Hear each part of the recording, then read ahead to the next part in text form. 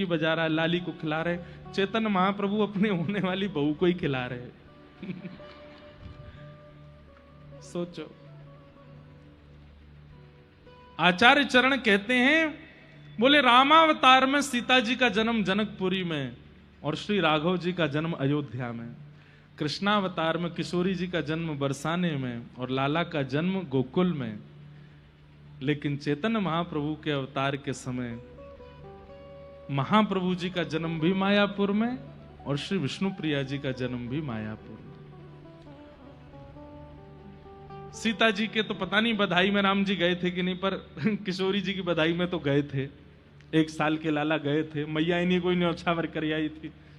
पर तब इनके मन में आया कि नहीं, अगली बार जब हम कृष्ण चैतन्य बनकर के आएंगे तब तो हम बधाई गाएंगे। और महाराज नाच नाच करके, ठुमक ठुमक करके अपने सास ससुर के साथ नाचे, खूब आनंद किया। लाली भैया बधाई हो, आनंद भयो। बाद में जब कुछ समय फिर तो आगे लीला पूरी हो गई, आपकी पत्नी का देहावसन भी हो गया, कुछ वर्ष निकल गए। एक दिन माँ ने कहा कि मैंने अब तुमको ब्याह करना है, तो आपने मना किया, नहीं माँ अब ब्याह नहीं करना। बोले मेरे ऊपर विचार करो, बस अपना विचार करोगे? तो आपने कहा ठीक है, आज्ञा करो, किससे करना है? बोले एक सनातन मिश्र जी हैं, उनकी लाली से। तो महाप्रभु जी बोले उस लाली की बधाई गाने में तो मैं ही गया था, वहां तो मैं अपने सखाओं के साथ गया था। बोला हाँ, उन्हीं की लाली से ब्याह करना है। और श्री महाप्रभु जी का विष्णु प्रिया जी के साथ में विवाह हुआ, आनंद से ब्याह हुआ।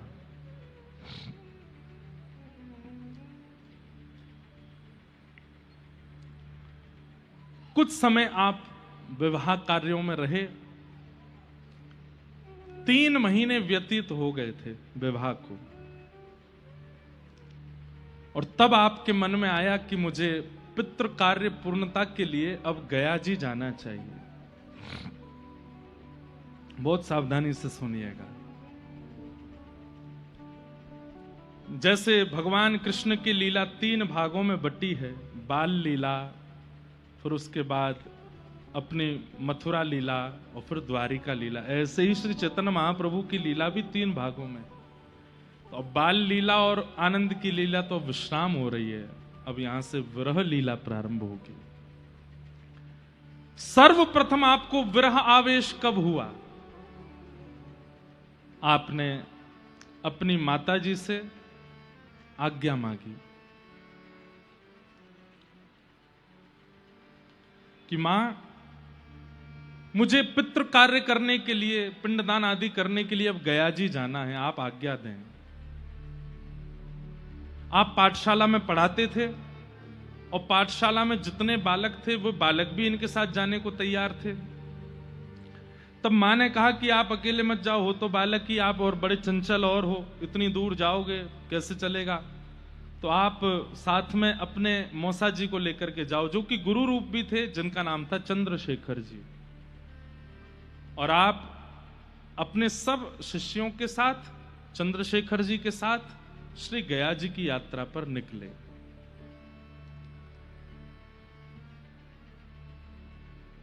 शास्त्र की ऐसी आज्ञा है कि जिस किसी भी स्थान पर जाते हैं वहां की महिमा सुनते हुए जाना चाहिए।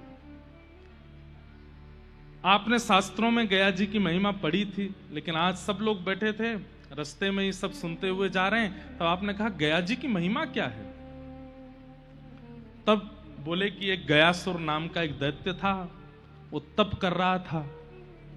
ध्यान से सुनिएगा, वो तप कर रहा था, इतना तप किया कि उसके तप से देवताओं को यह लगा कि भाई इंद्र प्रकट हो गए, ब्रह्मा प्रकट हो गए, देवता सब प्रकट होते जा रहे हैं। प्रकट होकर के वो जैसे आंख खोल करके देखता है, प्रणाम करता है और फिर से नेत्र बंद करके तप में बैठ जाता है, कुछ मांगता नहीं है। और तप का ये प्रभाव होता था कि वो जब कुछ मांगता नहीं था तो उसका शरीर बड़ा हो जाता था। इंद्र आदि देवताओं को कुछ समय बाद लगने लगा कहीं ऐसा तो नहीं है तप से इतना विशाल हो जाए कि एक दिन स्वर्ग पर चढ़ाई कर दे। आपने जाकर के सब देवी देवताओं को इकट्ठा किया, सबने आकर के उससे कह दिया भाई कुछ मांगो, लेकिन वो यही कहता कि मुझे कुछ नहीं चाहिए, बस मैं तप करूंगा। अब तो देवताओं को और लगने लगा कि ये निश्चित ही हम लोगों पर आक्रमण करने के लिए कर रहा है। एक कथा याद आई, हमारे वृंदावन में एक महात्मा थे और ज्यादा पुरानी कथा नहीं है। उन्होंने दीक्षा ग्रहण करने के बाद अपने गुरुदेव से कहा कि गुरुदेव मुझे आज्ञा दीजिए, मैं क्या करूं। तो गुरुदेव ने कहा भांडीर वन चले जाओ। और भांडीर वन सबको पता है ना, भांडीर वन यमुना पार भांडीर वन जाओ और वहां जाकर के जो गुरु ने आपको, हमने जो मंत्र दिया है इसका अखंड माला करो। बोले कब तक करें? और जब तक प्रिया प्रियतम प्रकट ना हो जाए तब तक करो। गुरु जी ने भी ऐसी आज्ञा दी, जो आज्ञा। चले गए और भांडीर वन में एक वृक्ष के नीचे बैठ करके युगल नाम का ऐसा कीर्तन किया। करते करते करते करते करते करते करते कितने महीने बीत गए और जैसे ही महीने पूर्ण हुए प्रिया जी से देखा नहीं गया। ठाकुर जी से बोली चलो दर्शन देने। और श्री प्रिया प्रियतम दोनों युगल रूप धारण करके उनके सामने प्रकट हो गए। सिर पर हाथ फेरा तो नेत्र खुले, नेत्र खोल करके देखा तो साक्षात श्री प्रियालाल जी सामने खड़े हैं। आपने उनको दंडवत प्रणाम किया। अब हुआ क्या? प्रकट तो हो गए ठाकुर जी, अब प्रकट होकर उनका दर्शन कर रहे हैं। यहां श्री प्रियालाल जी मंद मंद मुस्का रहे हैं और वो बाबा सामने बैठ करके नेत्रों से अश्रु बहा रहे हैं, वो भी मुस्का रहे हैं। 1 घंटा हो गया। ठाकुर जी बोले श्री जी कहा विचार है? बोले ये कुछ कहें तो फिर आगे बात, तो कुछ बोल ही नहीं रहे। ठाकुर जी बोले बाबा कुछ बोले गो। क्या बोले? भैया आपने युगल मंत्र गाया, हम दोनों प्रकट हो गए, तो बस प्रणाम करके बैठो, कुछ मांगना हो तो बताओ। तो आप करुण भाव से बोले गुरुदेव ने मांगने के लिए नहीं बोला था, गुरुदेव ने केवल कहा था कि प्रियालाल प्रकट हो जाएं तब तक तप करना है। आप प्रकट हो गए, मांगने की आज्ञा गुरुदेव ने नहीं दी थी। ये भाव सुनते ही श्री जी के नेत्र सजल हो गए। कैसी निष्ठा अपने गुरु में। हमें पता चल जाए कि उस पेड़ में भगवान है तो महाराज पेड़ को घर ले जाने तक की नौबत ले आएंगे हम।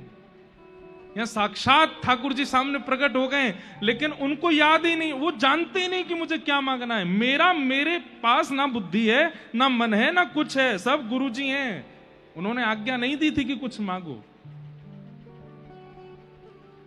प्रिया जी बोली ये इतने श्रेष्ठ शिष्य हैं, इनके गुरु को भी नहीं पता होगा ये। तो लाल जी बोले अब क्या करें? तो प्रिया जी ने आज्ञा दी, बोले एक काम कीजिए अपने गुरु जी से पूछ के आओ। प्रियालाल जी आए, क्या मांगू?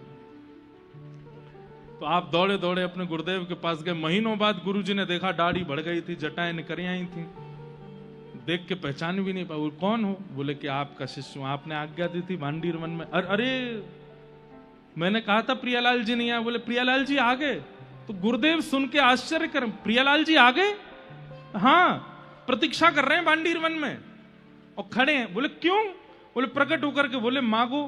तो मैंने कहा गुरुदेव ने कहा था केवल प्रियालाल जी प्रकट हो जाएं तब तक जप करो, मांगने की आज्ञा आपने नहीं दी थी, तो मैं पूछने आऊं, वो आ गए, क्या मांगूं? गुरुदेव ने हृदय से लगा लिया। बोले धन्य है, मैं धन्य हो गया तुझे पा करके। सच में खड़े हैं? बोले हाँ। गुरुदेव हाथ पकड़ के गए तो देखा तो श्री प्रियालाल जी वहां प्रतीक्षा कर रहे थे, थोड़ी पे हाथ धरे और सामने से शिष्य गुरु को लेकर के आए। गुरुदेव ने प्रणाम किया और बोले अब क्या मांगूं गुरुदेव बताइए। बोले बस ये दोनों राजी रहें, ये दोनों प्रसन्न रहें, यही मांगो और कुछ मत मांगो। भैया ऐसी गुरु निष्ठा होती है। लेकिन यहां पर गयासुर नाम का दैत्य, इसके नाम मांगने के पीछे छल था। क्योंकि जितना तप करते हैं हम जैसे ही उस तप के बदले कुछ मांगते हैं ना, वो तप का सारा पुण्य क्षीण होता है। जैसे आपने एकादशी व्रत किए, अब एकादशी व्रत से प्रसन्न हो गए मानो ठाकुर जी, या फिर कभी आपके जीवन में कोई कष्ट आया तो आपने कहा हे प्रभु मेरे जीवन में मैंने जितनी एकादशी करी सबके फल में मुझको ये जो कष्ट आया इसको दूर कर दो। वो कष्ट दूर हो जाएगा, लेकिन आपके जीवन में जितनी एकादशी का फल था सब नष्ट हो जाएगा। इसलिए पैर छूने की भी मना करते हैं आचार्य चरण। क्यों? हम लोग जितना नाम करते हैं, जितना भजन करते हैं, जितना तप करते हैं, कोई प्रणाम करता है तुरंत वो भार ले जाता है उसका। अब ये पता चल जाने के बाद तो और नहीं मानते लोग। अपनो भजन तो बनना रहो, इनके पाम पकड़ो।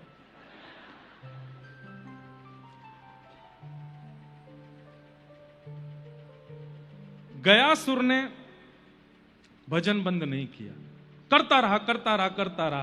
तब अंत में जाकर के ठाकुर जी को आना पड़ा, और ठाकुर जी सब देवताओं ने कहा इसका शरीर बढ़ता जा रहा है, कुछ दिनों में ये स्वर्ग तक आ जाएगा, और जब ये विशाल हो जाएगा फिर इससे कौन युद्ध करेगा? नाथ, इसको रोकिए यहीं पर।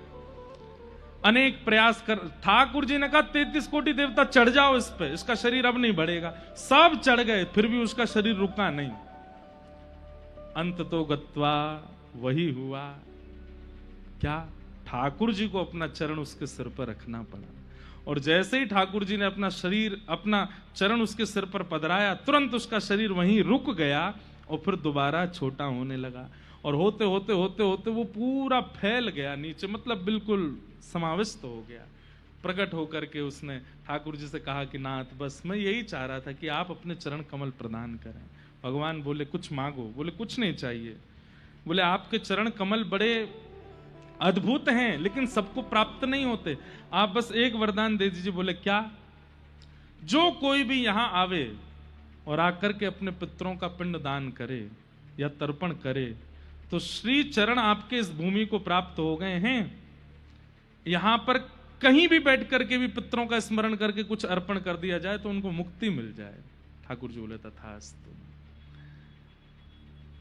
ये कथा गया की सब सुन रहे थे, चैतन्य महाप्रभु भी भाव से बैठ करके सुन रहे थे। जैसे सुने कि इस भूमि को चरण मिले हैं, तो सोचिएगा चैतन्य महाप्रभु क्या सोचने लगे। बोले कि गया को, गयासुर को कितने चरण चिन्ह मिले थे? तब आपके साथ में जो आचार्य चरण चल, उनके एक ही बार चरण रखा था बस ठाकुर जी ने, तो आपके नेत्रों से अश्रु आने लगे। एक बार चरण पड़ने पर इस भूमि की ये महिमा हो गई। उस वृंदावन में तो ठाकुर जी नृत्य किए हैं, उस वृंदावन में तो ठाकुर जी कूदे हैं, उस वृंदावन में तो डोले हैं, गिरिराज जी पर चढ़े हैं, यमुना जी में गए हैं, कोने कोने में जाकर के अपने चरण चिन्ह अंकित किए हैं। वो वृंदावन कैसा होगा? जो पूरा वृंदावन कृष्ण चरणों से अंकित है, उस वृंदावन की स्थिति कैसी होगी?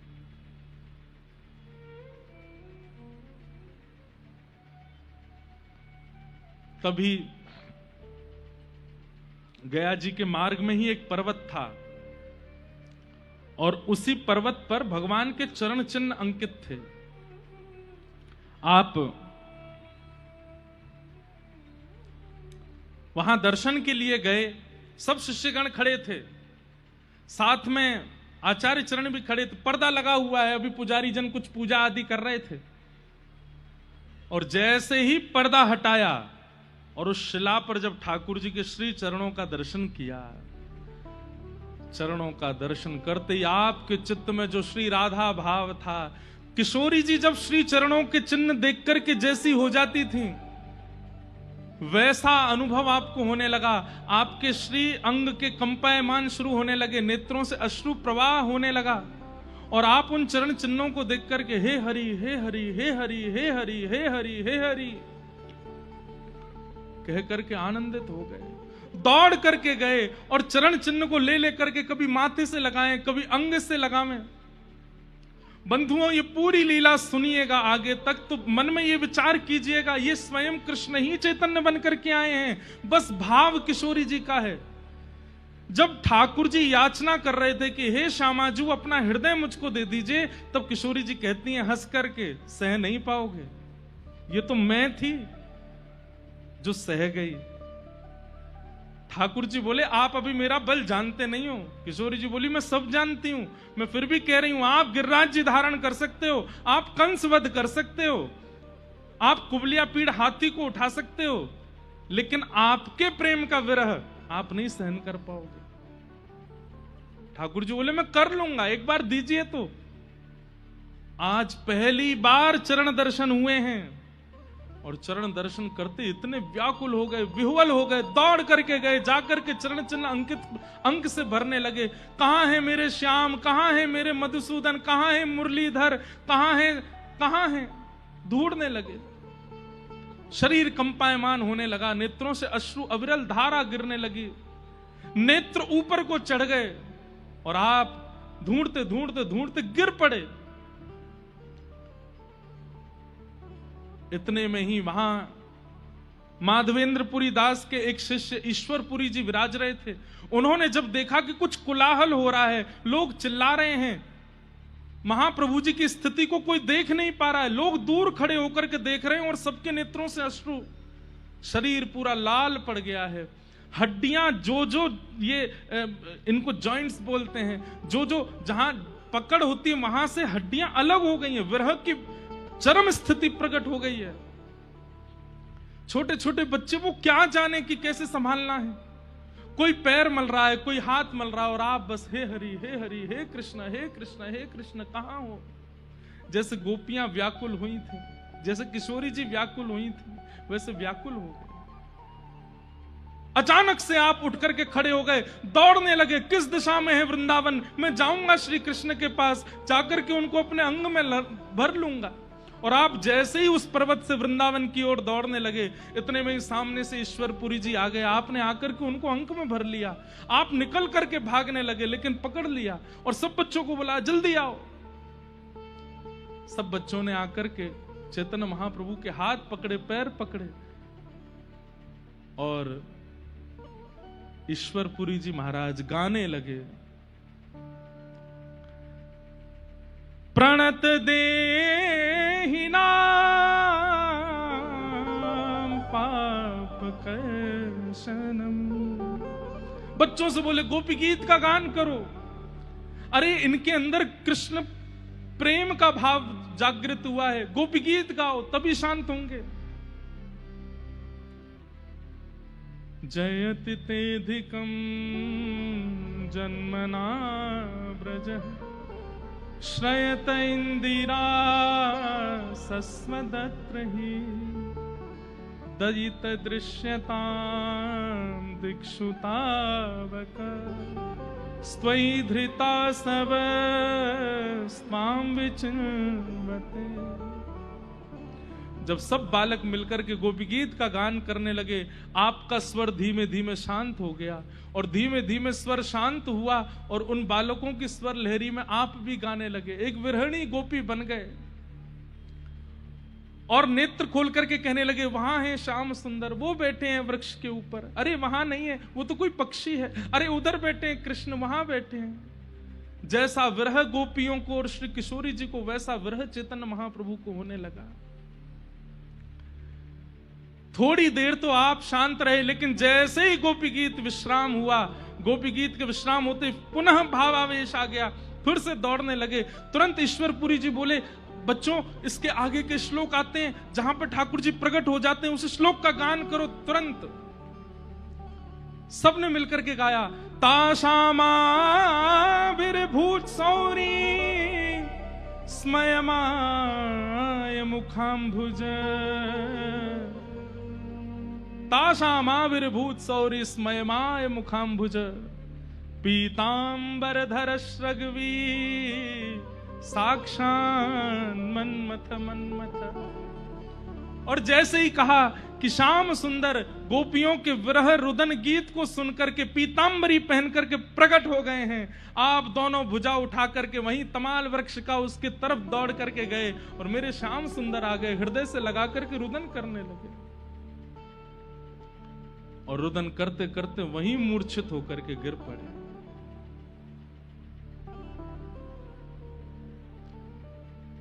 वहां खड़े जितने लोग सब स्तब्ध हैं, कोई समझ नहीं पा रहा है कि ये क्या हुआ है इनको। ये तो पहली बार भावावेश हुआ है, केवल चरण चिन्ह देख करके। आज निकुंज में विराजमान किशोरी जी बहुत भावुक हो रहे हैं। मैंने मना किया था कि आप नहीं सह पाएंगे। ईश्वरपुरी जी गए, जाकर के महाप्रभु जी को अपनी गोद में लिटाया आपको जब थोड़ी देर बाद होश आया, चरण पकड़ लिए, बोले भगवान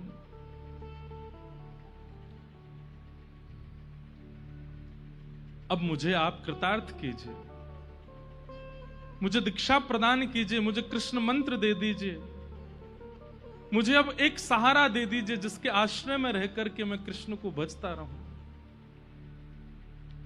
आप ही मेरे गुरु हैं, कृपा कीजिए।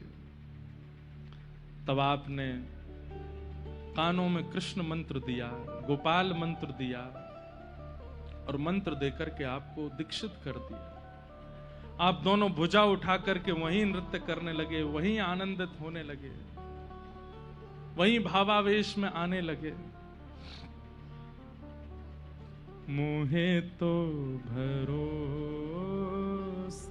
है तेरो री किशोरी राधे, मोहे तो भरोसो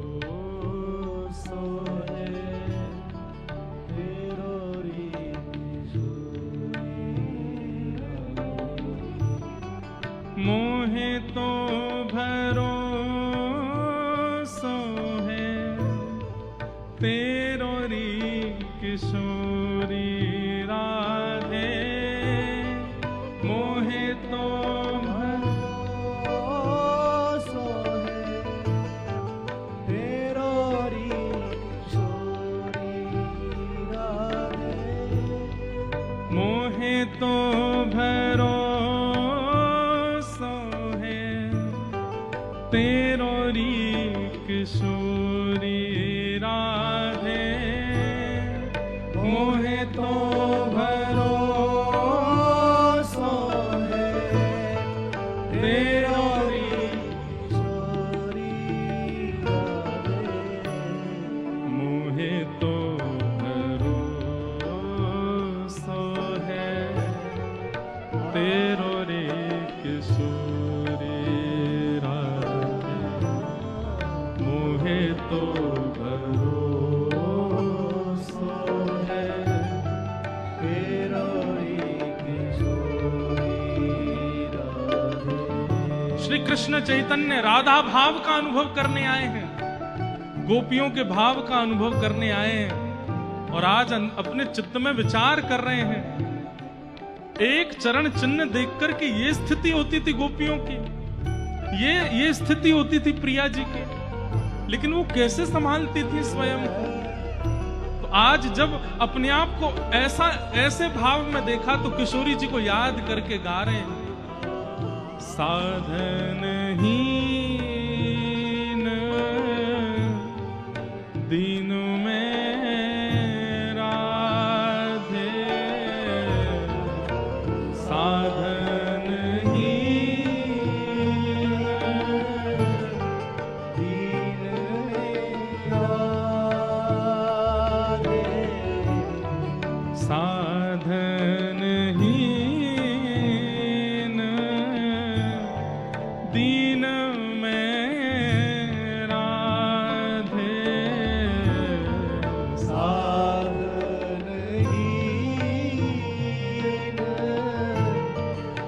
दीन में राधे, तुम करुणामयी प्रेम अगाधे, तुम करुणामयी प्रेम अगाधे, तुम करुणामयी प्रेम अगाधे, तुम करुणामयी प्रेम अगाधे, मोहे तो भरोसो है तेरो री किशोरी राधे, मोहे तो भरोसो है तेरो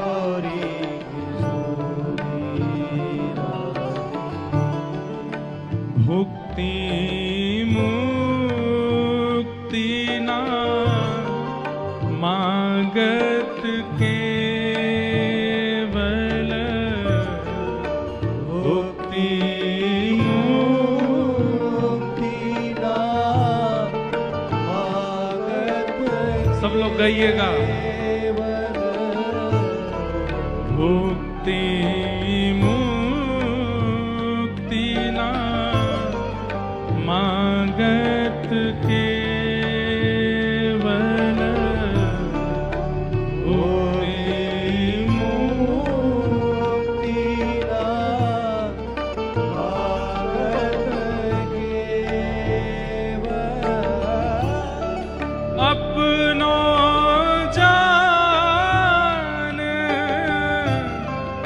संभालो किशोरी राधे, अपनो जान संभालो किशोरी राधे, अपनो जान संभालो किशोरी राधे, अपनो जान संभालो किशोरी राधे, मोहे तो भरोसा है तेरो रे किशोरी राधे, मोहे तो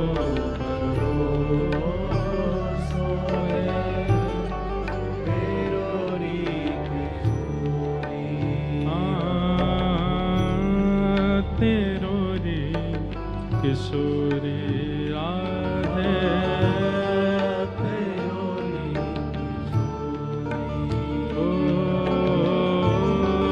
तेरोरी किशोरी राधे।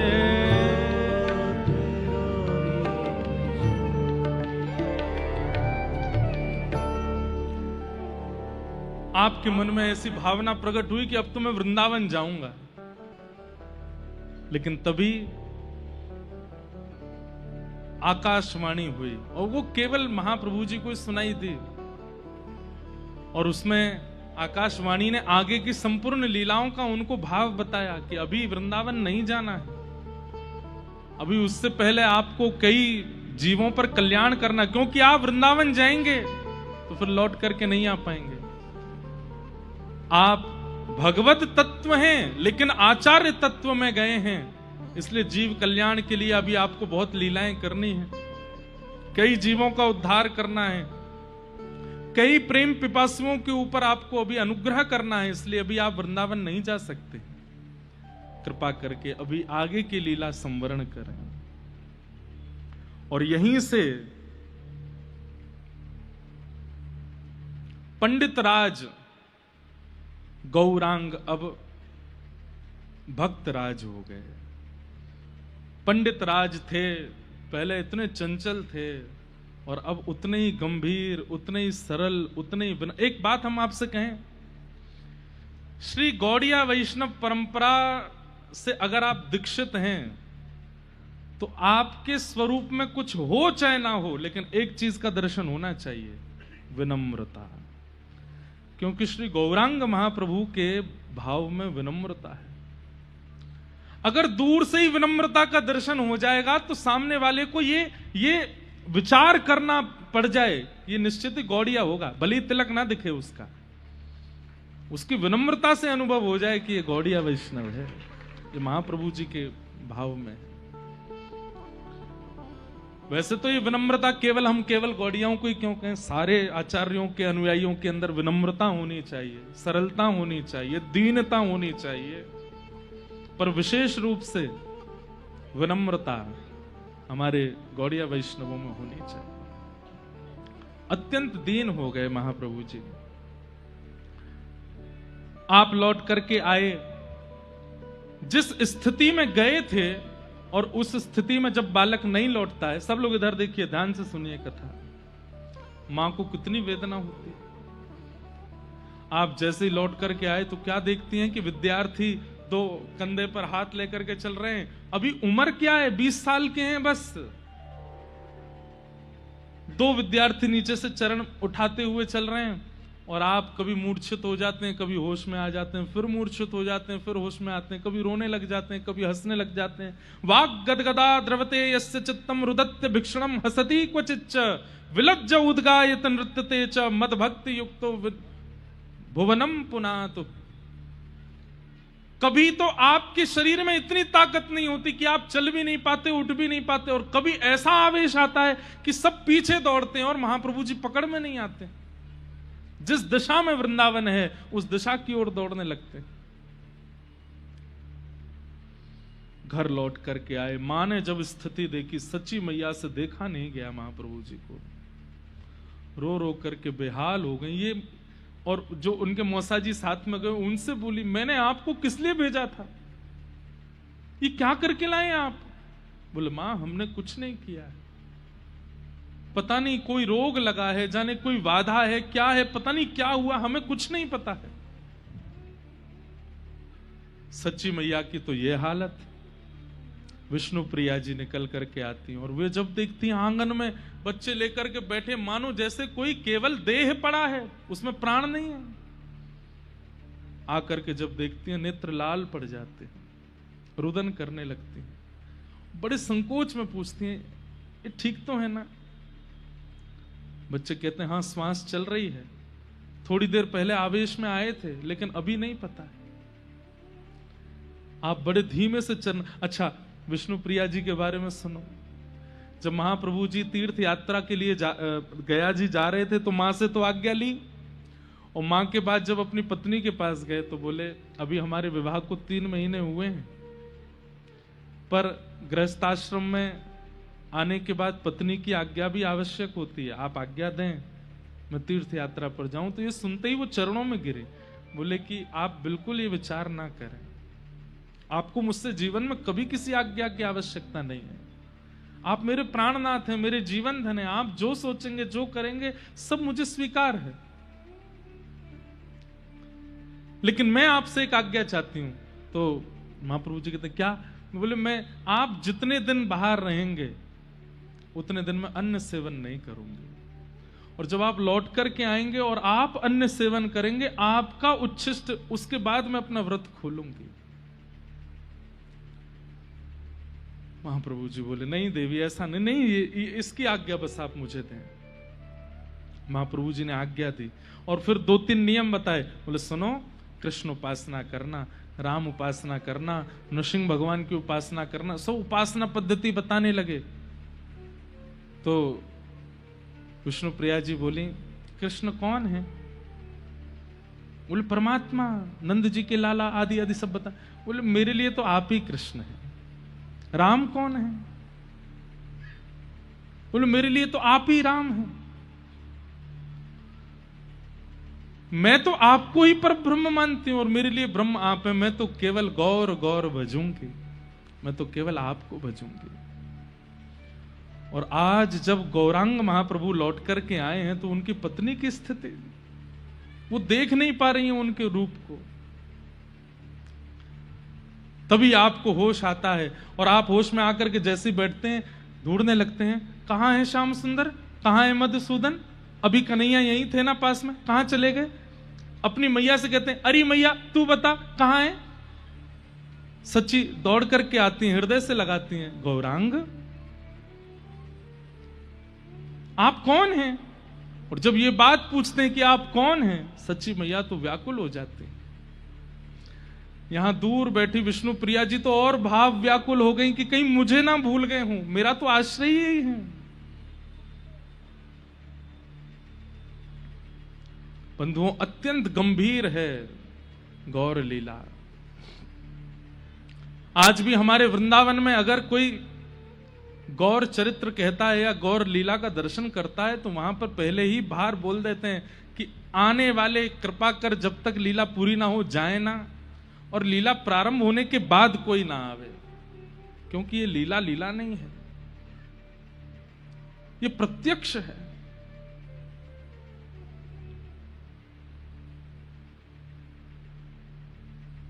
चैतन्य महाप्रभु जब जब भाव समाधि में गए, कोई औषधि काम नहीं कर पाई, कोई वैद्य काम नहीं कर पाया, केवल एक ही औषधि थी और वो था नाम महामंत्र।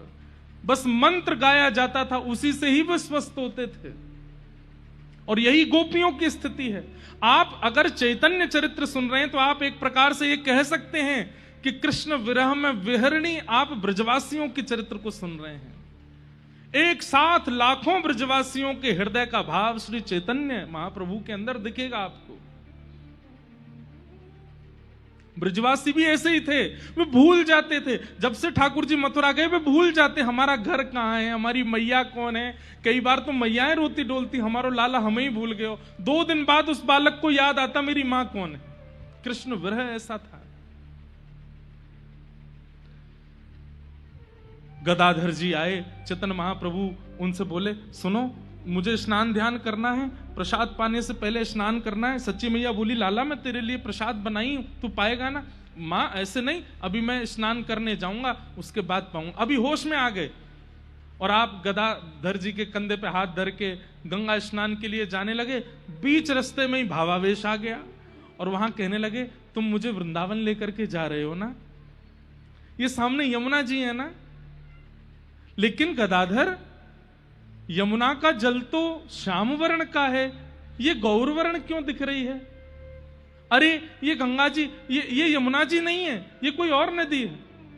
और कहीं ऐसा तो नहीं है वृंदावन नहीं। और फिर से रोने लग जाते, अरे ये तो वृंदावन है ही नहीं, ये तो यमुना जी है ही नहीं। यमुना जी कहां है, वृंदावन कहां है, मुझे वृंदावन लेकर के जाओ। और उठ करके फिर दौड़ने लगते।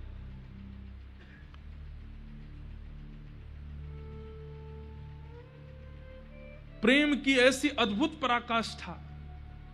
बंधुओं, जिस अवस्था में चैतन्य महाप्रभु अभी हैं, यह अवस्था तक भी आज भी जीव पहुंच सकता है प्रेम की स्थिति में। बस इस अवस्था के बाद की जो अवस्था है, वो अवस्था श्री जगन्नाथ महाप्रभु की है कि शरीर पिघल जाएगा।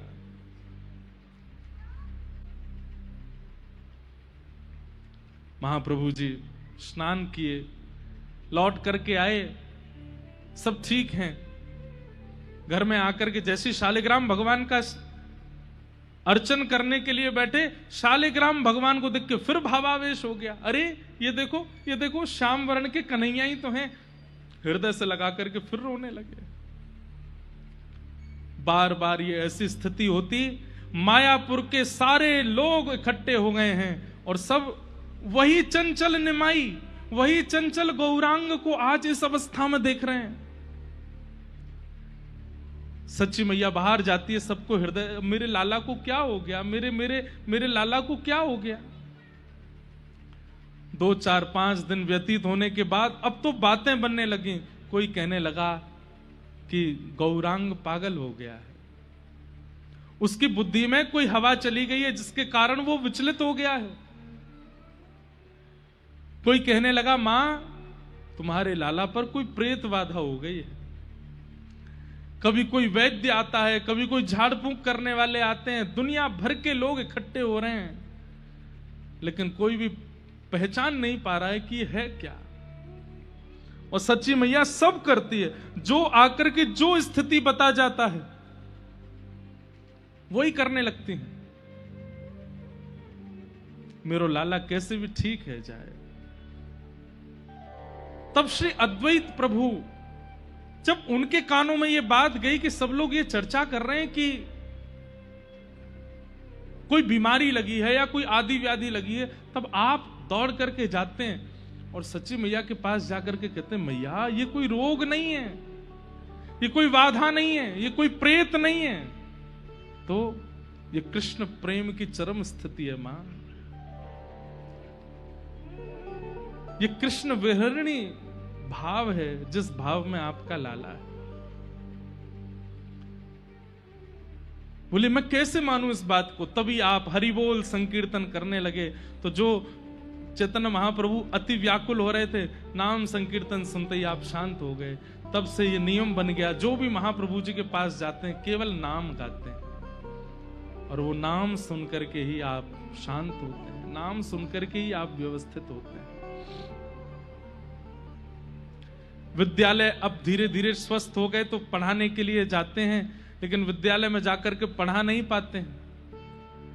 वहां पर भी विद्यार्थियों के साथ नाम संकीर्तन करने लगते हैं। पोथी बांधी एक बार, फिर जीवन में दोबारा खोली नहीं, वो बंधी ही रही।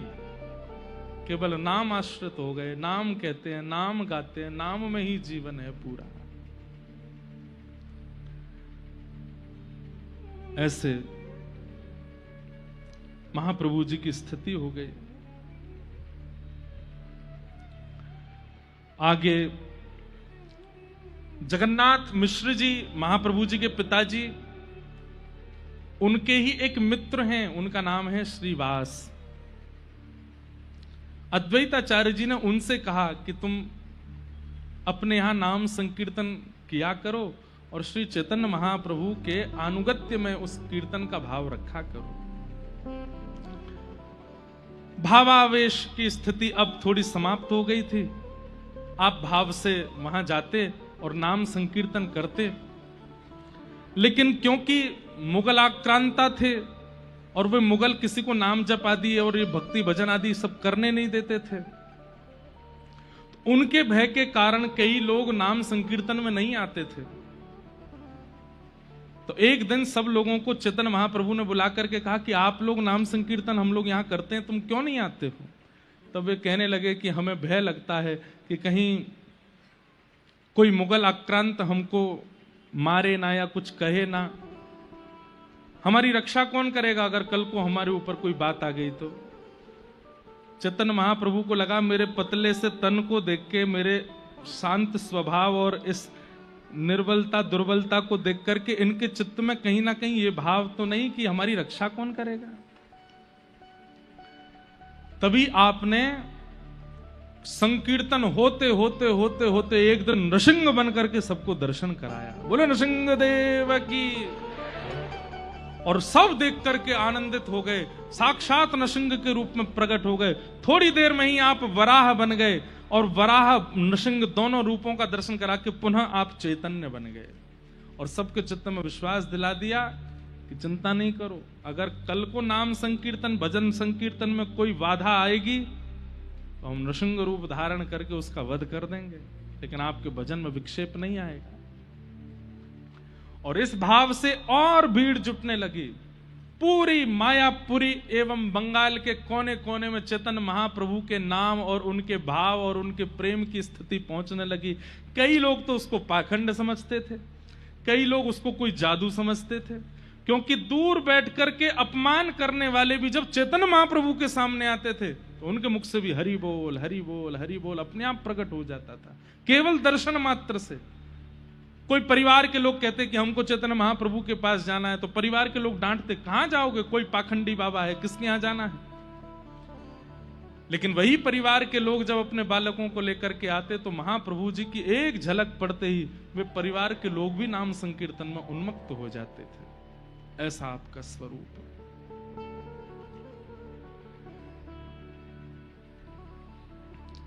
नृसिंह भगवान बन करके, वराह बन करके दर्शन कराए।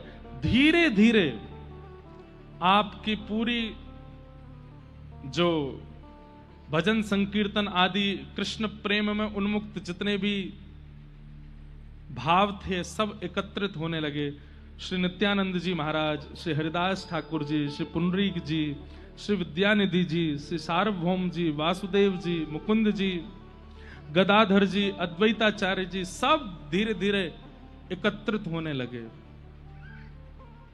एक जगह इकट्ठा होकर के सब संकीर्तन करते हैं और सब यहीं से ही कृष्ण भक्ति के प्रचार के प्रवचन महाप्रभु जी से श्रवण करते हैं। एक काजी था जिसका नाम चंद खां था।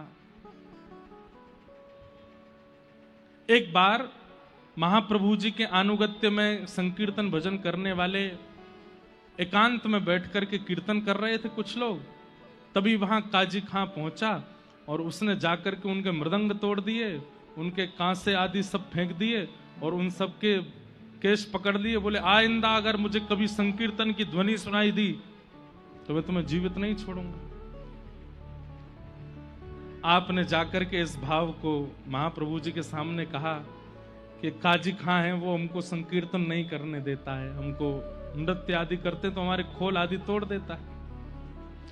महाप्रभु जी बोले सारे कीर्तनियाओं को इकट्ठा करो, सारे भक्त वैष्णवों को इकट्ठा किया, मृदंग लेकर के, कांसा लेकर के हरिनाम संकीर्तन करते। बोले चलो।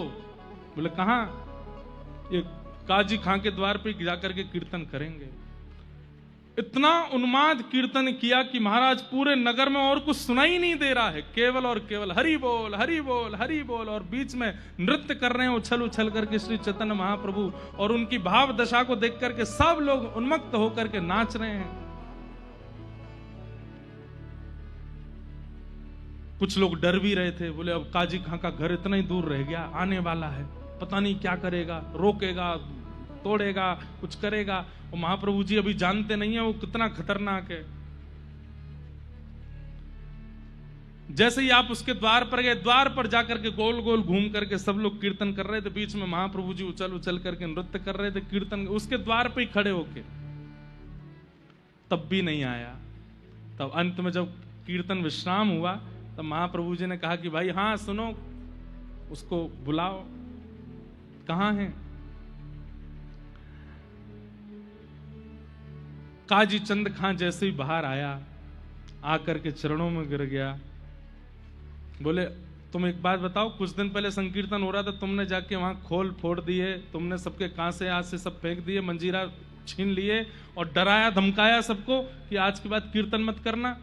बोले जी प्रभु। आज क्यों नहीं किया? डर गए क्या?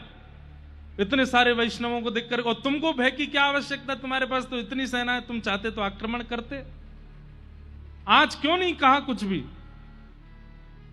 तो वो काजी बोला, महाराज जिस दिन मैंने संकीर्तन में आकर के मृदंग आदि तोड़ दिए थे, कांसे आदि फेंक दिए थे और वैष्णवों पर, उस दिन रात को सपने में एक शेर आया और उस शेर ने मुझे ऐसे उठा करके अपने जंघा पर रख लिया और अपने नाखून दिखा करके बोला आज के बाद कीर्तन में विघ्न डालेगा। मैंने हाथ जोड़ करके कहा, हे शेर देवता, इतने में ही कोई संकीर्तनिया में बोले शेर देवता नहीं, नरसिंह देवता बोल। बोले हाँ वो वही नरसिंह देवता। उनसे मैंने कहा कि आप मुझे मत मारिए। वो मुझे कह करके गए, बोले आज के बाद अगर तूने किसी संकीर्तन में विघ्न डाला तो बस ये नाखून छुए ही थे मेरे पेट से, वो फाड़ देते मुझको। उस दिन से मैंने ये भाव रख लिया कि अब कभी नहीं करूंगा।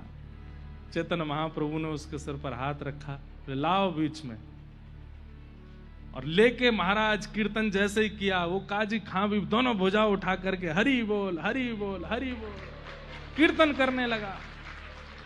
महाप्रभु जी ने उसके हृदय को परिवर्तित कर दिया, नाम संकीर्तन में आनंदित होने लगा। ऐसे कितने वैष्णवों पर कृपा अनुग्रह श्री महाप्रभु जी ने किया। एक बार श्रीवास जिनके घर पर महाप्रभु जी संकीर्तन आदि सब भाव रखते थे, एक बार उनके यहां उन्माद कीर्तन चल रहा था।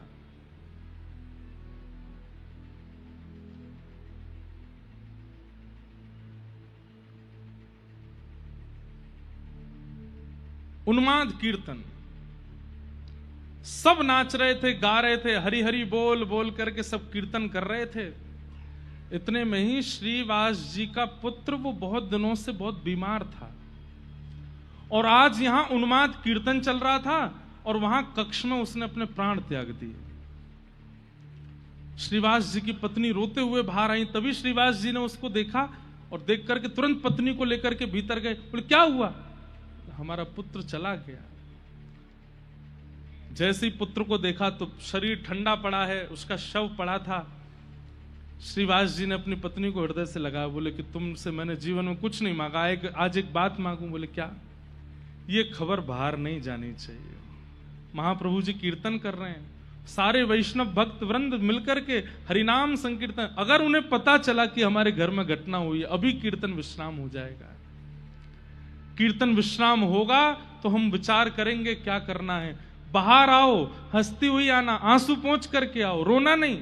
पुत्र पड़ा है सामने मृतक स्थिति में, और उस समय श्रीवास ये कह रहे हैं। दोनों पति पत्नी अपने अश्रु पहुंच करके आए और बाहर निकल करके भुजा उठा करके कीर्तन करने लगे। केशव माधव हरि हरि बोल, केशव माधव हरि हरि बोल। हे केशव माधव हरि हरि बोल।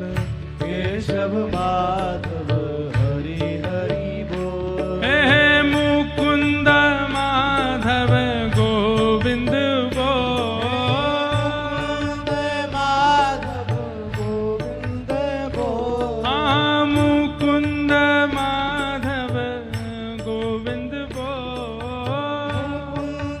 माधव गोविंद बोल। हे केशव माधव हरि हरि बोल। ओ केशव माधव हरि हरि बोल। हाँ केशव माधव हरि हरि बोल। केशव माधव हरि हरि बोल। हे मुकुंद माधव गोविंद बोल। माधव गोविंद बोल। श्रीवास के यहाँ कीर्तन चल रहा है, महाप्रभु जी गा रहे हैं। आप सबकी भी धुन ऐसी होनी चाहिए कि आप भी महाप्रभु जी के संग गा रहे हैं। मुकुंद माधव गोविंद बोल। माधव गोविंद बोल। मुकुंद माधव गोविंद बोल। माधव गोविंद बोल। केशव माधव हरि हरि बोल।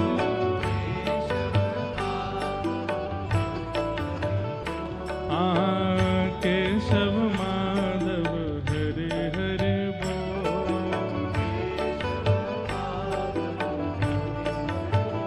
हे हरि बोल हरि बोल हरि बोल हरि बोल।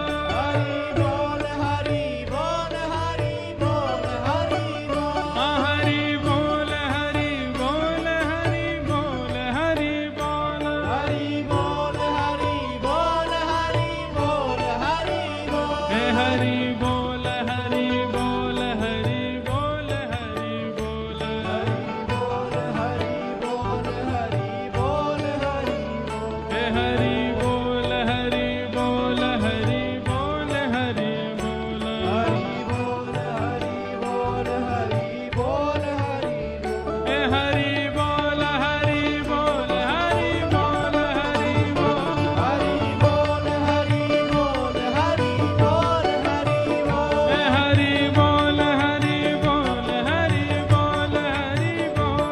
हरि बोल हरि बोल हरि बोल हरि बोल। हे मुकुंद माधव गोविंद बोल। माधव गोविंद बोल। हे मुकुंद माधव गोविंद बोल। माधव गोविंद बोल। ओ केशव माधव हरि हरि बोल। केशव माधव हाँ केशव माधव हरि हरि बोल।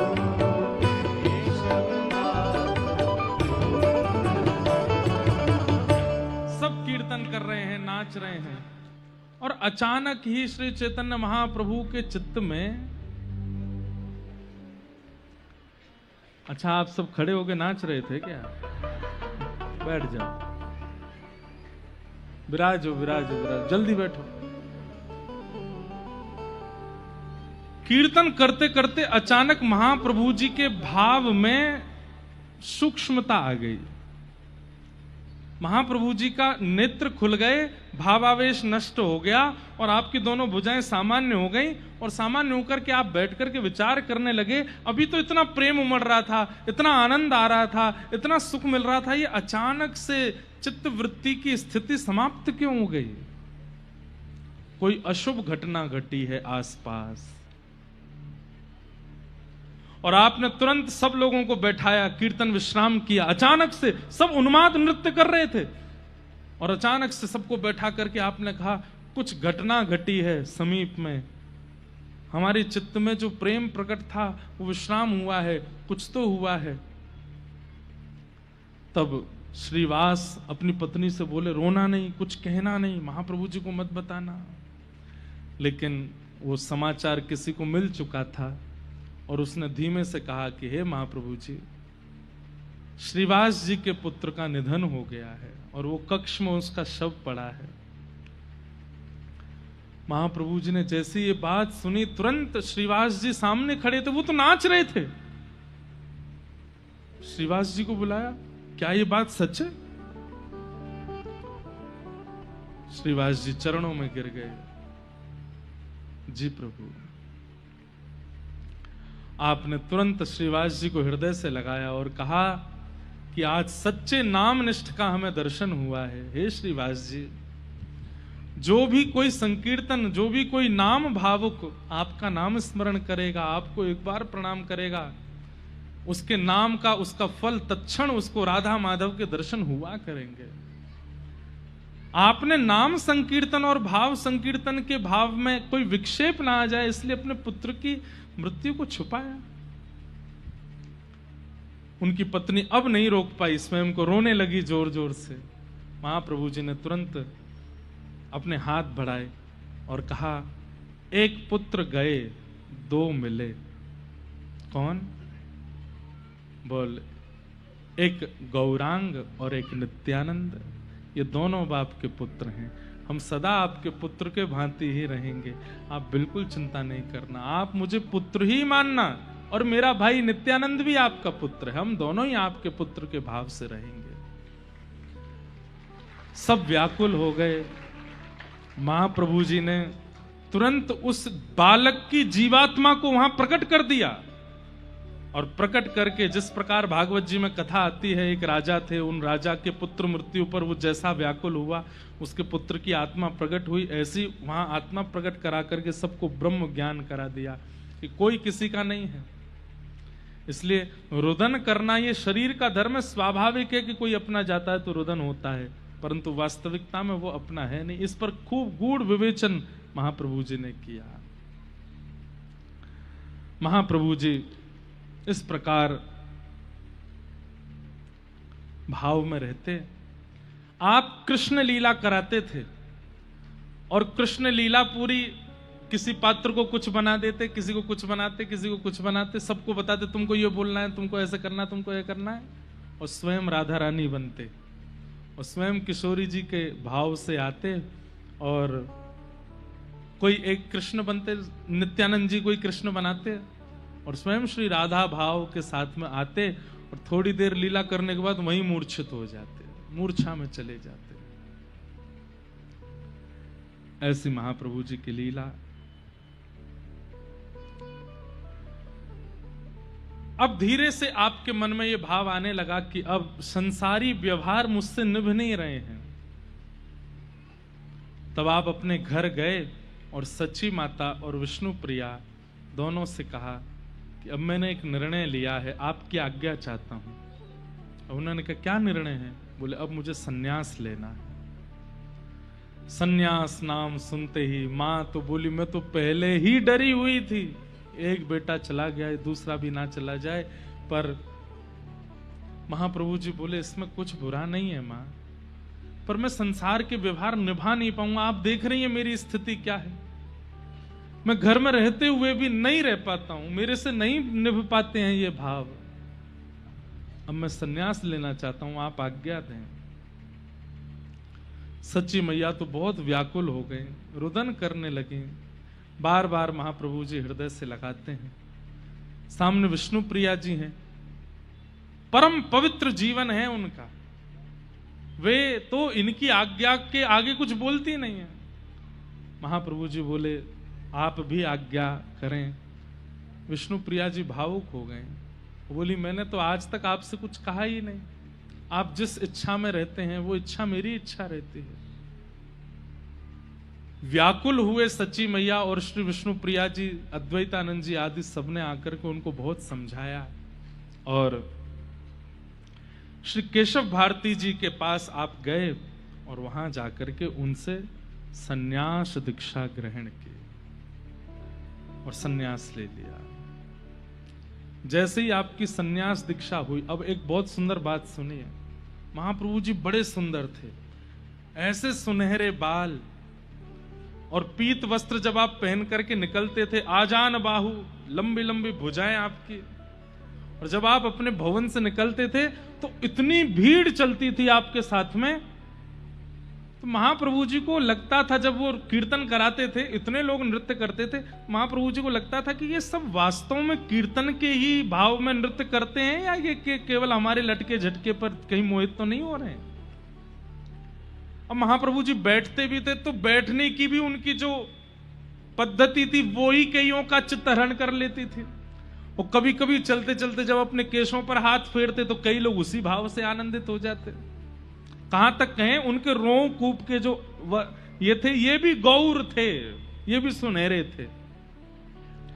महाप्रभु जी कभी गंगा स्नान करके आते तो लोग बाग वनों में छुप करके अटारियों और कोई डाल पर बैठा, कोई कहीं बैठा, वहीं से देखते थे उनके रूप माधुरी को। आज महाप्रभु जी के मन में यह भी आया कि बहुत भीड़ हो गई है और स्वरूप की भीड़ ज्यादा है, प्रभाव की भीड़ ज्यादा है, थोड़ा इस भीड़ में भी देखें कितने रुकेंगे, कितने जाएंगे, कितने टिकेंगे। और महाप्रभु जी जब अपने समस्त केश भद्र करके और पूर्ण रूप से विरक्त हो गए, बगलबंदी पीतांबरी आदि सु पहनते थे, सब कुछ त्याग करके आज जब बिल्कुल सन्यास भेष में आए, लोग उनके उस रूप को देख करके नेत्रों से अश्रुपात करने लगे, क्योंकि ऐसा सौंदर्य था उनके रूप में। अभी भी सुंदर हैं, अभी भी सुंदर लगते हैं, अभी भी गौर सुंदर हैं, लेकिन जो रूप लावण्य था उसको देखकर किसी को तो उनके प्रति मां की, किसी को उनके प्रति पुत्र की भावना, किसी को उनके प्रति मित्र की भावना, किसी को उनके प्रति प्रियतम की भावना तक आ जाती थी। लेकिन एक क्षण भी त्याग करने में संकोच नहीं किया और सब कुछ त्याग दिया। और आज जब सन्यास रूप में आए थे तो महाप्रभु जी के वास्तविक भाव और संकीर्तन से जुड़े हुए जो लोग थे वे ही रुके। बाकी लटके झटके रूप आदि पर जो मोहित, वो सब धीरे धीरे वहां से प्रस्थान कर गए। महाप्रभु जी बोले अच्छा है, अब सच्चे हैं साथी में, और अब ऐसे ही आगे की यात्रा पर हम जाएंगे। और महाप्रभु जी अब विरक्त होकर के सन्यास लेकर के आगे यात्रा करेंगे। हमें तो आज भाव था कि महाप्रभु जी को जगन्नाथपुरी तक पहुंचाएं, पर अभी बीच में बहुत कथाएं हैं। और महाप्रभु जी जब जगन्नाथपुरी जाएंगे और जगन्नाथपुरी में जो लीला होगी, श्री महाप्रभु जी स्वयं जगन्नाथ ही हैं, जगन्नाथ जी से ही प्रकट हुए हैं, और जगन्नाथपुरी जब पहुंचेंगे तो फिर उनकी जो इस लीला का भाव आप लोग दर्शन करेंगे, जो श्रवण करेंगे, वो अद्भुत है, अत्याद्भुत है। इसलिए हमने लोकेश जी से कहा कि भाई अब हम चैतन्य चरित्र ही सुनाएंगे कथा के विश्राम तक, और जहां तक पहुंच जाए वहां तक कहने का प्रयास करेंगे।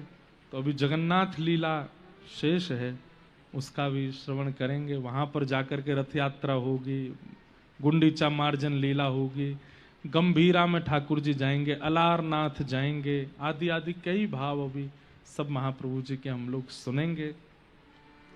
एक बहुत सुंदर भाव है, बंगला भाषा में है, लेकिन हमको ज्यादा बंगला तो आती नहीं है। श्री नरोत्तम दास ठाकुर जी गाते हैं,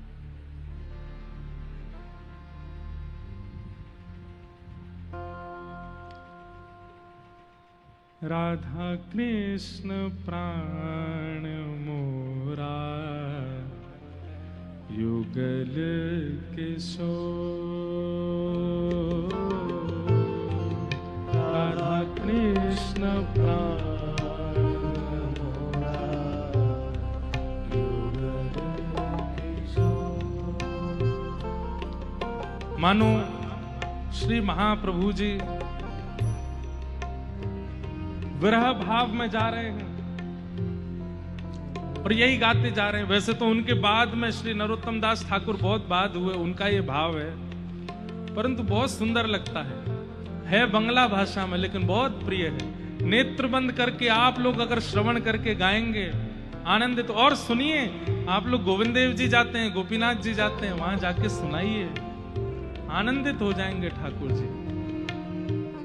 सन्यास ले लिया है, किसके लिए लिया है? जिन भेषा मारो सांवरो रीझे, मैं सो ही भेष धरूंगी बाला, मैं बैरागन होंगे। राधा कृष्ण प्राण मोरा, जुगल किशोर। राधा कृष्ण प्राण मोरा, जुगल किशोर। ओ राधा कृष्ण प्राण मोरा, युगल किशोर। राधा कृष्ण प्राण मोरा,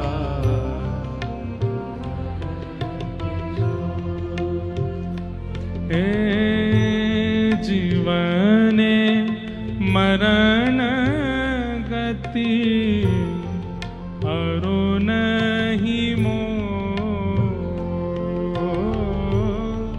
जीवने मरणे गति, अरु नहीं मोह। जीवने मरणे गति, अरु नहीं मोह। जीवन मरण गति, और नहीं मोह। राधा कृष्ण प्राण मोरा, जुगल किशोर। राधा कृष्ण प्राण मोरा, किशोर। कालिंदीर क्यूले के लिए कदम बेरबन। कालिंदीर कूले के लिए कदम बेरबान। कालिंदीर कूले के लिए कदम बेरबन। कालिंदीर कूले के लिए कदम बेरबान। हाँ रतन बेदीरा ऊपर बसु दोई जन। रतन बेदी पर बसु ओ राधा कृष्ण प्राण मोरा, जुगल किशोर। राधा कृष्ण प्राण मोरा, जुगल किशोर। ओ राधा कृष्ण प्राण मोरा, जुगल किशोर। राधा कृष्ण प्राण मोरा।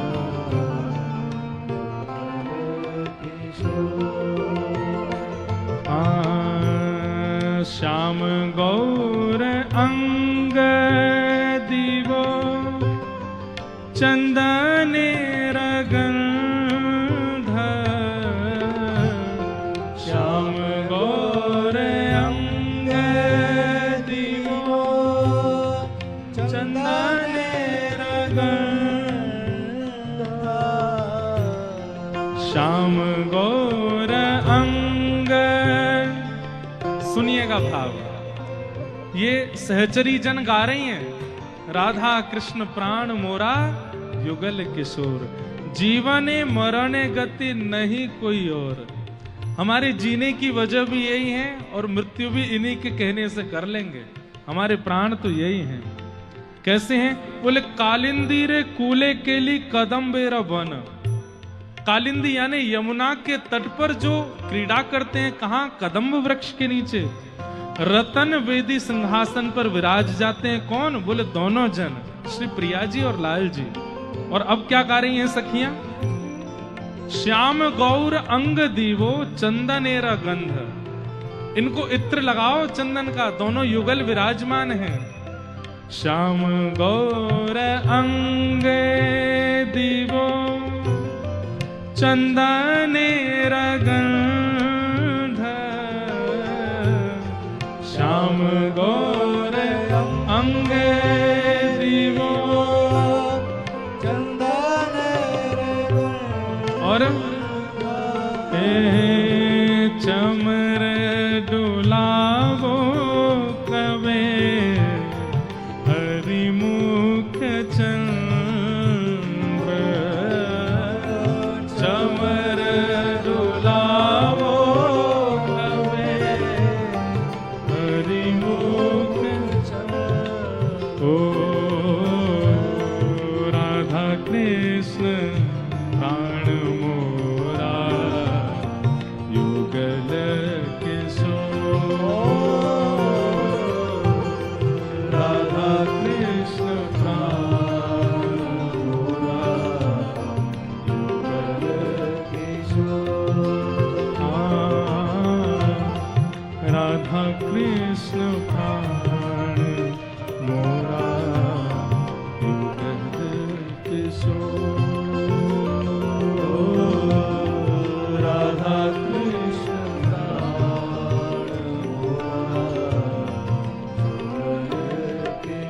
अब क्या करें? गठिया माला रे माला दिवो दो हर गले। गठिया माला तीर माला दियो रे जोहार।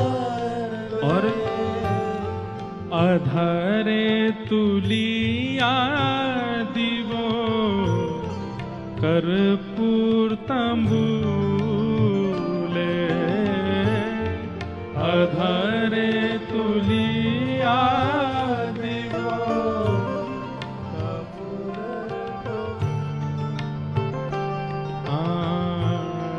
राधा कृष्ण प्राण मोरा युगल किशोर।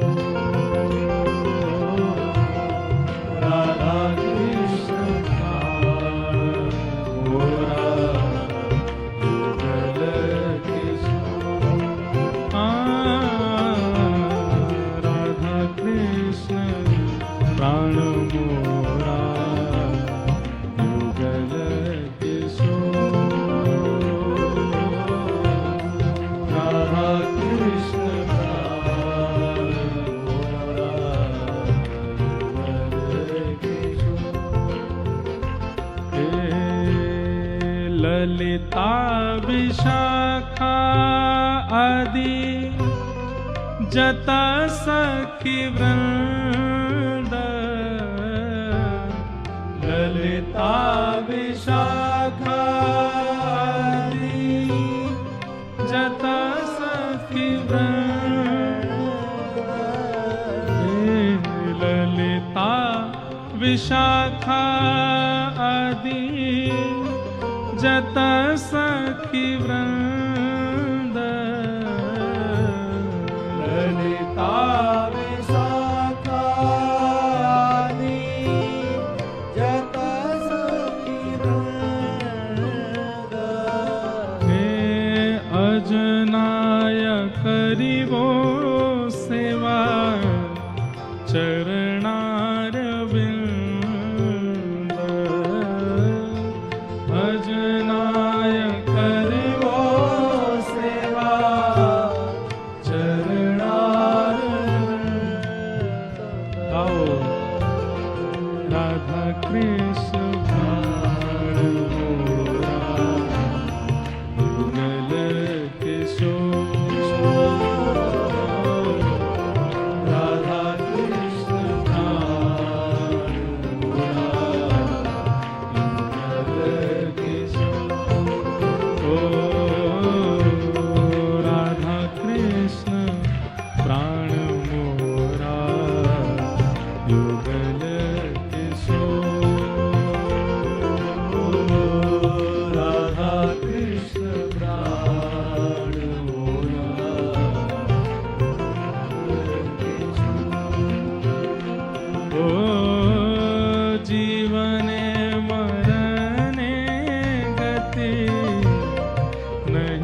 कछु मोह जीवने मरने गति हरु नहीं मोह ओ राधा कृष्ण प्राण मोरा युगल किशोर राधा कृष्ण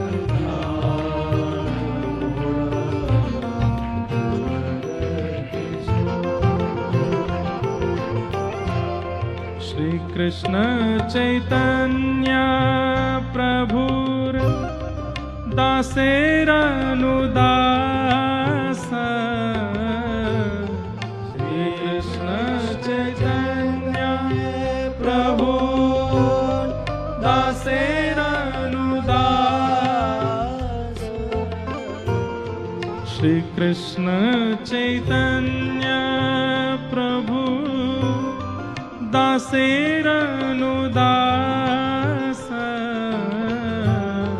श्री कृष्ण प्रभु दासेरनुदास सेवा अभिलाषा करे नरोत्तम दास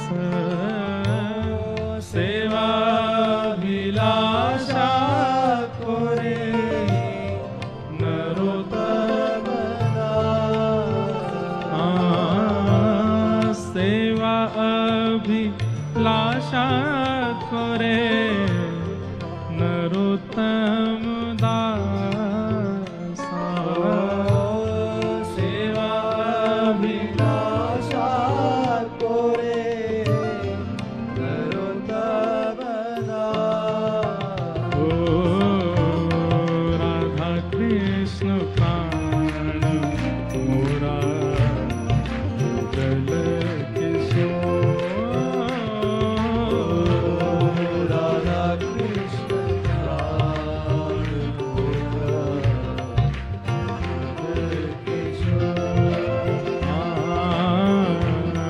राधा कृष्ण प्राण मोरा युगल किशोर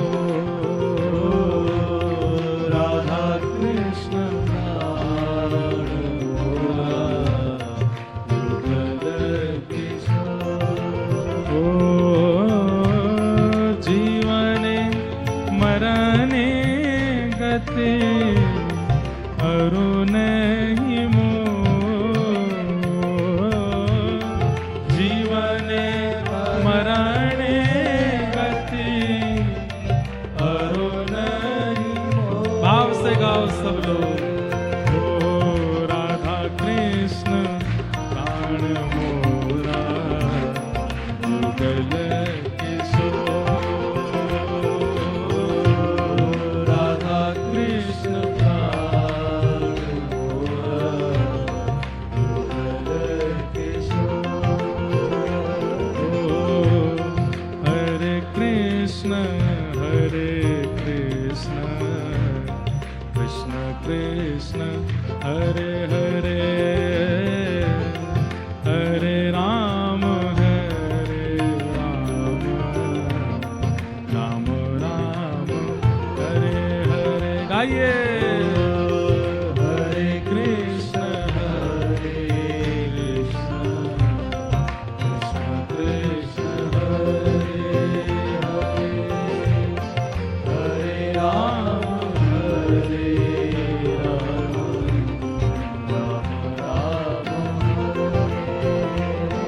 ओ हरे कृष्ण कृष्ण कृष्ण हरे हरे हरे राम राम राम हरे हरे हरे कृष्ण कृष्ण कृष्ण हरे हरे राम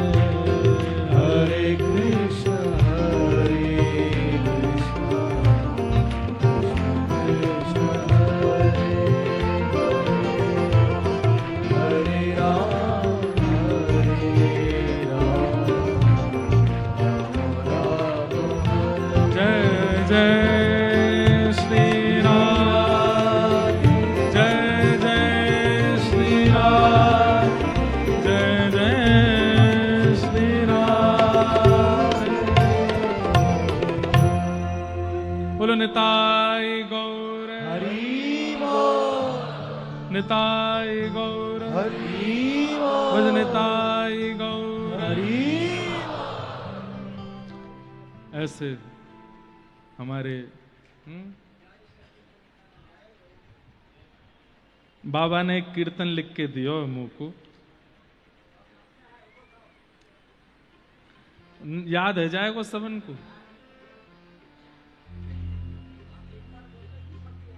अच्छा, जय सचिनंदन जय गौर हरि, जय सचिनंदन जय गौर हरि विष्णु प्रिया प्राणधन नदिया बिहारी, विष्णु प्रिया प्राणधन नदिया बहरी जय सचिनंदन जय गौर हरि, जय सचिनंदन जय गौर हरि विष्णु प्रिया प्राणधन नदिया बिहारी, विष्णु प्रिया प्राणधन नदिया बहरी हे जय सचिनंदन जय गौर हरि, जय सचिनंदन जय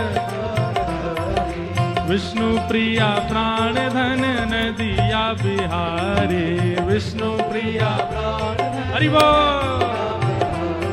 हे जय सचिनंदन जय गौर हरि, जय सचिनंदन जय गौर हरि विष्णु प्रिया प्राणधन नदिया बिहारी, विष्णु प्रिया प्राणधन नदिया बहरी हे जय सचिनंदन जय गौर हरि, जय सचिनंदन जय गौर हरि विष्णु प्रिया प्राणधन नदिया बिहारी, विष्णु प्रिया प्राणधन नदिया बहरी हे भजो निताय गौर राधेश्याम, हरे कृष्ण हरे राम हे निताय गौर राधेश्याम,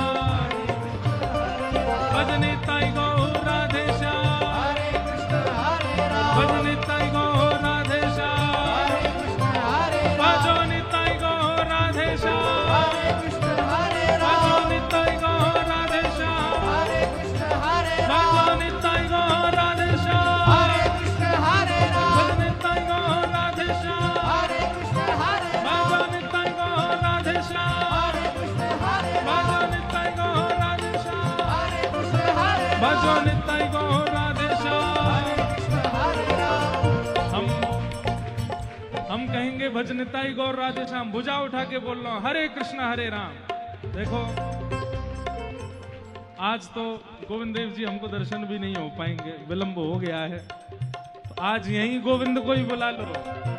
भज निताई गौर राधेश्याम, हरे कृष्ण हरे राम निताई गौर राधेश्याम, हरे कृष्ण हरे राम भज निताई गौर राधेश्याम, हरे कृष्ण हरे भज राम निताई गौर राधेश्याम, हरे कृष्ण हरे भज राम निताई गौर राधेश्याम, हरे कृष्ण हरे भज राम निताई गौर राधेश्याम, हरे कृष्ण हरे राम भज निताई गौर राधेश्याम, भज निताई गौर राधेश्याम, भज निताई गौर राधेश्याम, भज निताई गौर राधेश्याम, भज निताई गौर राधेश्याम।